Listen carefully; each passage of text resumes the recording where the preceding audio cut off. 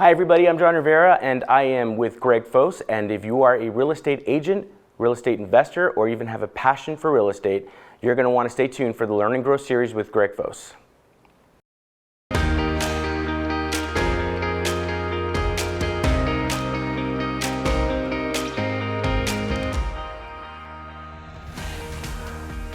Greg, the main ingredient or the one thing that successful people have in common in their field is they change with the times.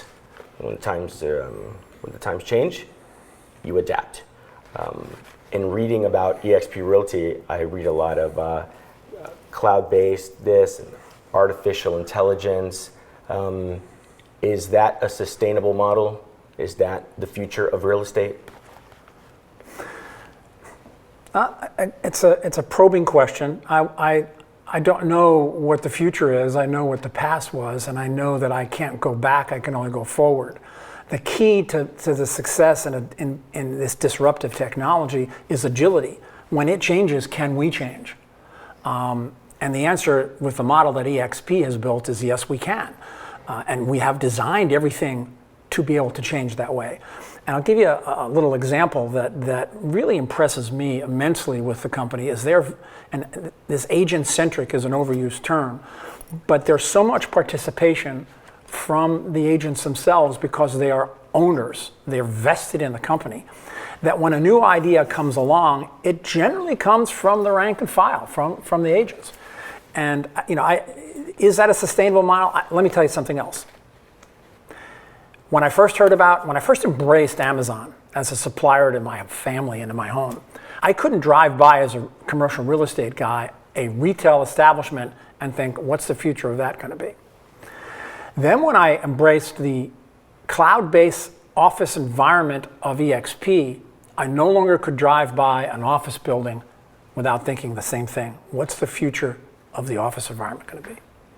Greg, I want to talk to you for a second about a recent article that's creating quite a bit of buzz. The article is Homebuyers Wish List, Top 10 New Home Features Trends for 2020. Number one is the high performance home, which I agree with you. I like that word better than the green home. I think it's attractive to a lot of people. The average income in Florida is $52,000. So reading that article, my question would be, is pricing wise, if I wanted to buy a high performance home, is that out of reach for a family of four in Florida? I don't know that what goes into it as far as pricing. Also an excellent question, John. The job of the market sets the pricing for sure. We can't set the price of a house. If anybody buys this, it's not going to sell. So the market will establish what it will pay. But there's been a disconnect between new technology and the value add versus the cost. What do I mean by that? I'm going to give you a very good example. There is a type of home made with insulated concrete form called an ICF home. It's a hurricane-proof home. They have styrene blocks, rebar in it, concrete's poured, and stucco's on the outside, drywall's on the inside. If you wanted an ICF home 2 and 3 years ago, and today from some suppliers, you'd pay a premium for that design. Once and I will tell you this, it doesn't really cost any more. There's a different trade set, or the tradesmen have to be taught how to not just build a CBS home, but this erection method. But there's other advantages and costs because they go up quicker. And once we have volume, the price really from an ICF home would be the same for CBS or concrete block on slab home. High performance should not cost more. You and I ran into each other at Costco. TVs now, I bought a TV for $159. That same TV 4 years ago might have been what, $600, $800, $800. So is it sustainable in housing market? Some of the overused words like smart home and green home. High performance basically means getting the most, in my mind, getting the most, doing more with less, getting the most out of each technology, each building block, each bedroom, each kitchen the most we can. So we're actually doing more with a lot less from a design standpoint, from an energy standpoint, electrical consumption standpoint, and from a construction itself standpoint. Can we build them quicker? If it takes 6 months to build a house, that builder is tied to the cost of money for 6 months. If he can build in 2 months, he just saved 3 months of interest payments for the amount of money he used to borrow to build that house. Let me just ask a follow-up on that. One of the complaints, I guess you can say, that came out of 2005, 2006 is that right before the crisis, homes were being built too fast because they were building them and selling them, and the builders couldn't keep up with the demand. So, you know, you referenced they're building homes quickly, but you're not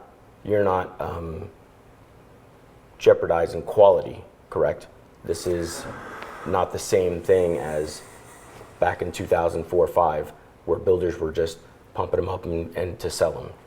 Let me address the issue of speed of construction and quality with the balances. Well, if it's made, I'm always told that there's quality, there's speed and price, and you can pick 2 of those, but you can't get all 3. It's generally true. What I didn't put in my article about the trends for new homes is modular, factory, pre-assembled, all those terms, because I don't see them in short term, but I see that happening in spots. And somebody once gave me the example, if you bought a car that was assembled in your driveway versus in a factory, you'd think that would be pretty crazy. Why? Quality control, you'd be raining and sunny and cold, and you'd have to ship all the products to that driveway to make that car, and it might take a long time. Same thing applies for a house. I'm not talking about perhaps a house like this, a 6,500 square foot home. I'm talking about 1,500 to 2,000 square foot homes. We have a real challenge in our market right now with affordable, sustainable housing, workforce housing. Houses that, you mentioned the average income in Florida is $52,000. We need a house that can, just like when Henry Ford built his Model T, that the people who are building it could afford to buy it. And some of those things are overcome by reducing the size, making the cost to own, which is another huge issue right now, the cost to own lower. And maybe we can talk about that later. Hi, this is Greg Fost. If you have a passion for real estate, you want to learn, you want to grow, stay tuned and watch more of these videos, and do me a favor and click like in the link below. I always love comments from my viewers. If you've got questions or you want to set up a meeting with me, or better yet, you want to become part of the Fost Real Estate team, message me.